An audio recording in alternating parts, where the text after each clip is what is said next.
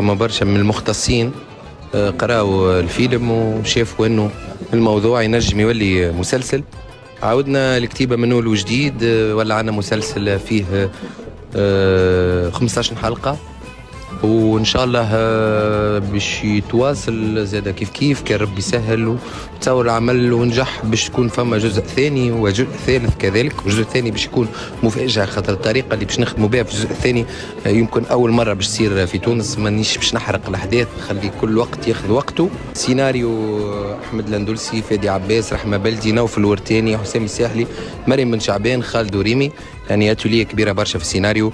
و اخراج باش يكون على دكة الاخراج حسام الساحلي، والعبد لله الفقير والمتواضع لله عز وجل احمد الأندلسي، وبطولة مريم بن شعبان، احمد الأندلسي، حسام الساحلي، الهادي الماجري، فما لبنى زديري زاده، فما فاطمة برتقيس، فما عمر المليتي زاد معانا ان شاء الله. فما برشا اسامي اخرى، لكن انا جوست تو سميت لك الناس اللي كونفيرمي سي معانا.